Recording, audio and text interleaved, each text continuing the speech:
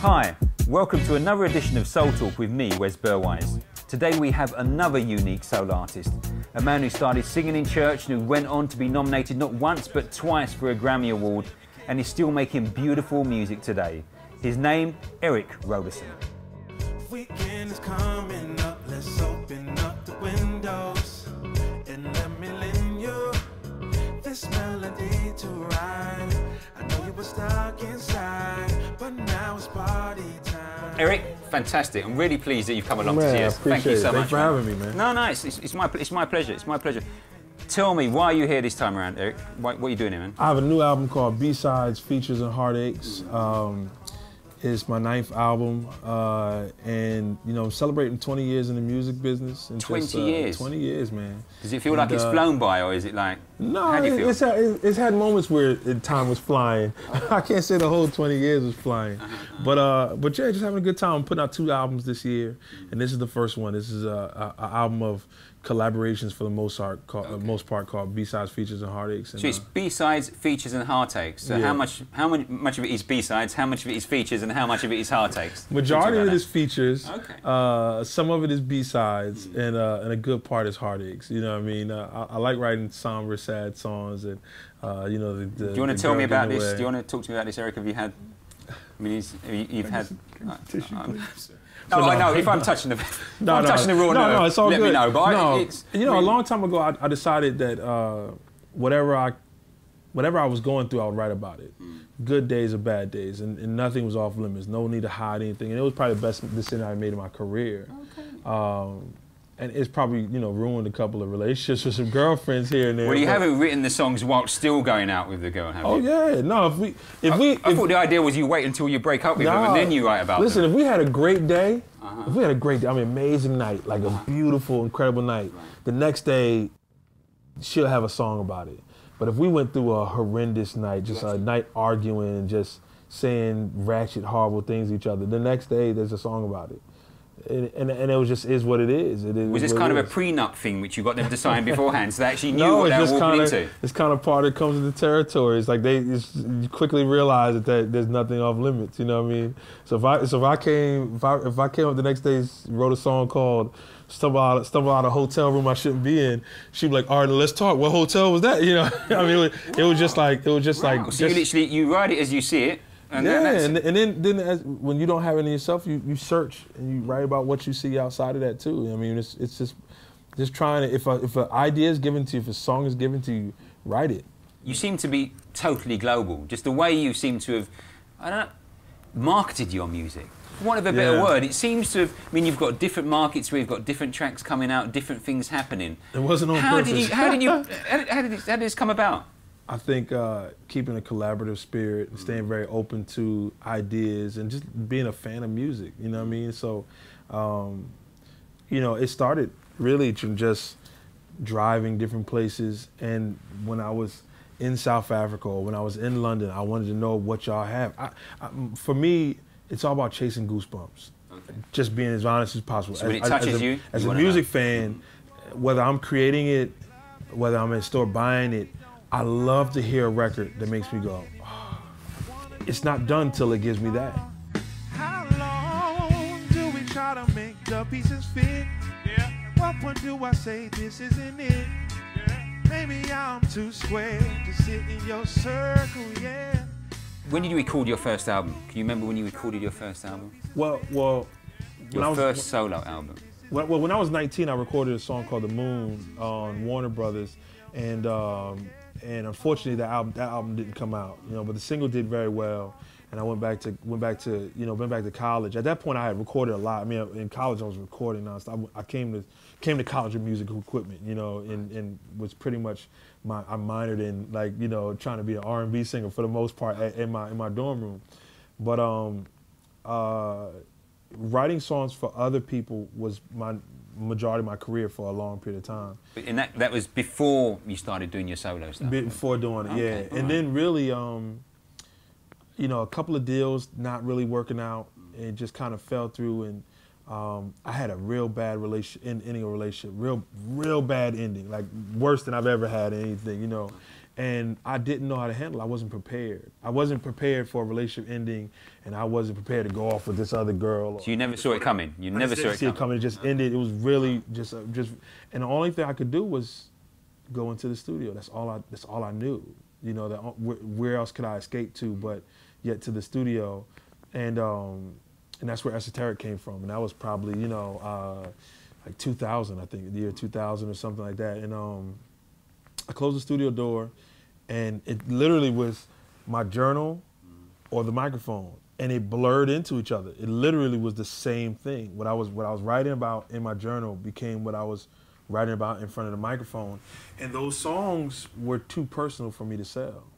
That's really where it started. It was like, and esoteric means only meant to be understood by a chosen few. The really only person I really wanted to understand the record was her.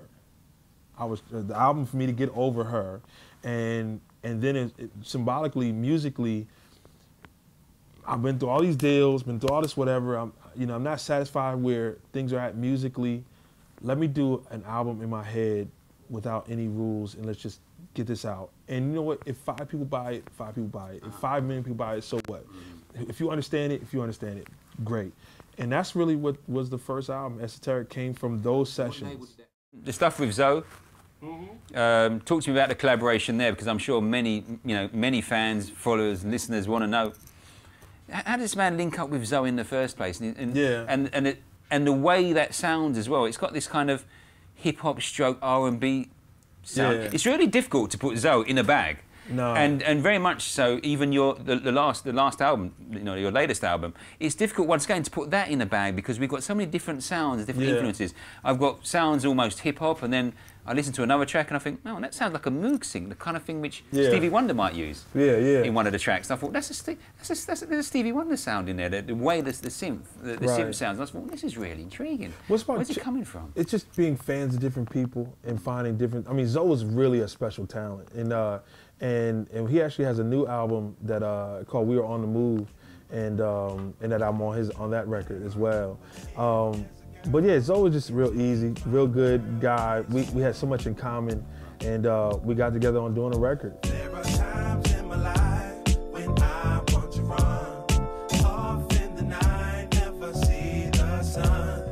But if there's a name I call with no shame, it's you. I met him through Fonte with Foreign Exchange, and he said, hey, I got this idea. I said, you let me know where you need me at, and and I was down to do it. Is there anybody who you haven't worked with yet and you're thinking, I would love to? You've heard something that's touched you. You mentioned before about Goosebumps. Yeah. Is there anybody who you haven't worked with yet and you're thinking, I would love to just go in the studio with this and just to see what happens? Erykah Badu. Erykah? Which camera? Give me this one right here. I love Erykah Badu.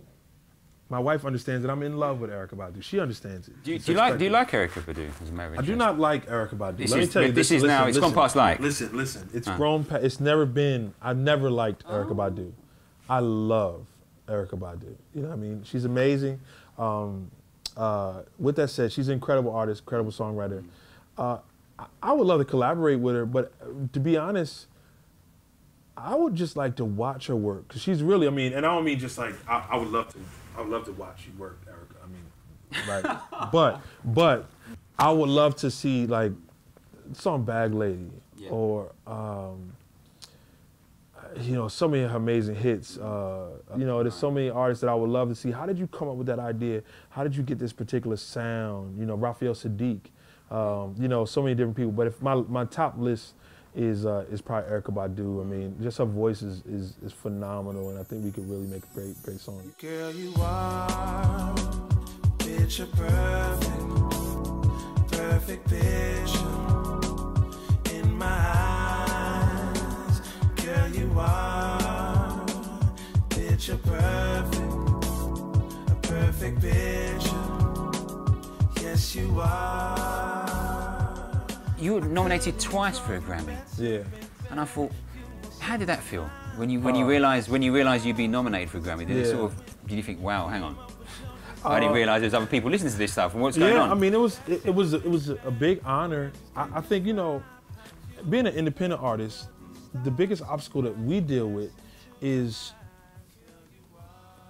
showcasing to people that we're of the same quality as a major label. And I mean, I'm working on these major labels. I'm working on Charlie Wilson's record and working on my record, and we're in the same studio, using the same producers, using the same engineers. So the quality is the same, but people look at sometimes they go independent music, oh, it must be a step down. And it's like, no, it's the same quality, it's the same level. It's just we distribute it differently.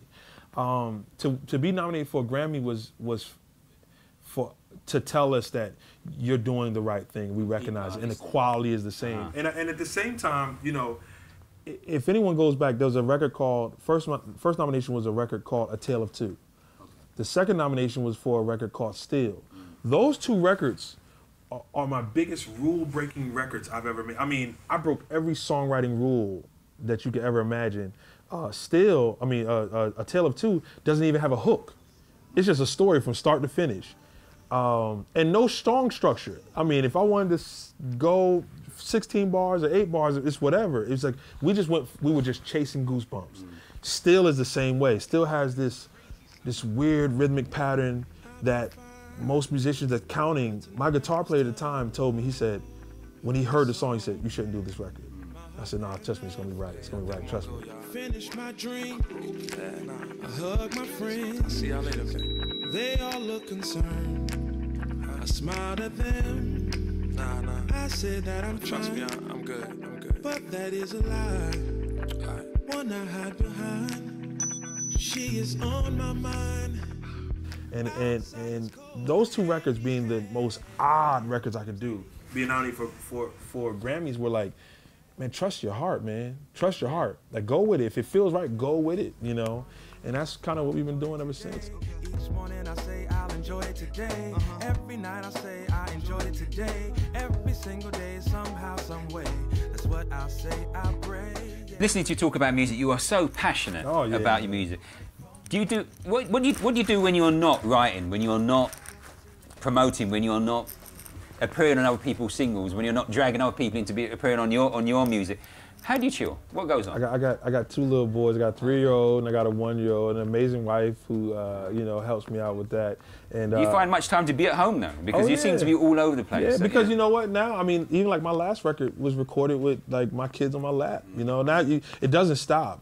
And at the same time, I got just as much desire and passion to be a great father as I have to be a great artist. You know, so I as a student of this, and watching, and it hurt my heart when you hear of like great artists or great producers when their kids grow up and say, you know, I call my dad Earl because I don't, you know, there's no reason to call him dad. He wasn't around. You know, I don't want to be that person. You know what I mean? So, you know, I bring my kids on the road with me a lot. They come on the road.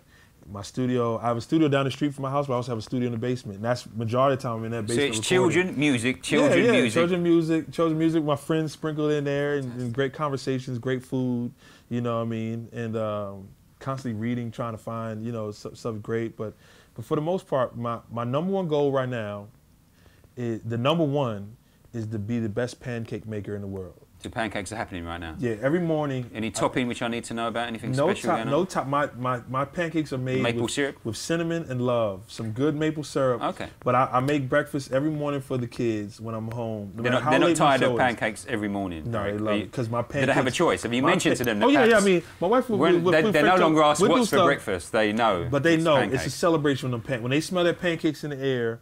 You know, and my oldest, my 3-year-old, he makes the pancakes with me now. At this point now, he's almost. But my goal is to make the best pancakes and make the best music I can make. You know, and that's the goal.